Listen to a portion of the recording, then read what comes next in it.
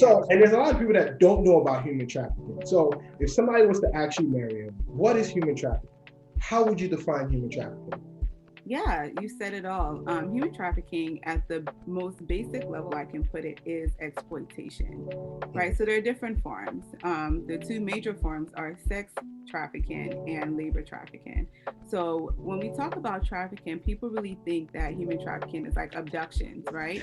When you're, at the grocery store in a mall, and people are like scared to go to their car because of, they're going to get abducted and they're going to get human trafficked, right? People do get abducted. Abductions really happen, but that's not what we see in the field of human trafficking. Human trafficking, it entails three major components where there has to be force, fraud, or coercion. So that means somebody is being forced to do something against their will. There can be some type of fraud and coercion. When it comes to pretty much like sex trafficking, people tend to think like, oh, well, survivors are, sex workers or prostitutes and things like that. That's a choice, right? Some people choose to, engage in sex work, but a lot of times when people are being, sexually trafficked, there's a pimp or there's a trafficker who is forcing them to do these things. So the biggest point I would say is when it comes to human trafficking, it has to be you can't stop whatever it is that you're doing on your own without there being any fear. So if somebody instilling fear, there's somebody imposing fear on you, like if you stop, I'm going to do this, or this.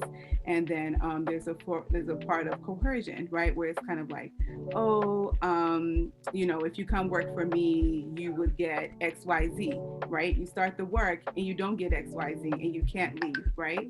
And then there are other components too, which is like, people get hooked on drugs, like the traffickers impose certain, negative experiences, like, getting folks hooked on drugs or threatening their friends and family members. So there are a lot of things that go into it. I mean, even when we look at it like more closer to home, parents traffic their kids, right? Sometimes bills need to be paid, needs need to be met. So they're like, hey, you can have your way with my child or my whatever, at that point, and that becomes trafficking. So it happens all the time. People just don't recognize it because of what's being told in the media and what's been shared on the news, like, oh, abductions and be careful, don't, watch where you're going because somebody's going to kidnap you and, human traffic you. It doesn't work that way. There's a lot of ways it happens. One last point, even immigrants, right? A lot of us migrated here from other countries. You have folks that help you process your papers and things like that. Oh, if you come to this country, we'll find you a job, we'll find you this, we'll find you that. And you get here and then they seize your passport and like all of your documents to force you to, either work or, do something on their behalf, something that they profit from.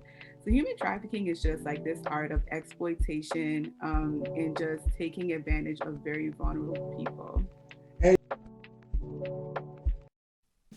Are you interested in learning the basics of becoming a skilled human service case manager?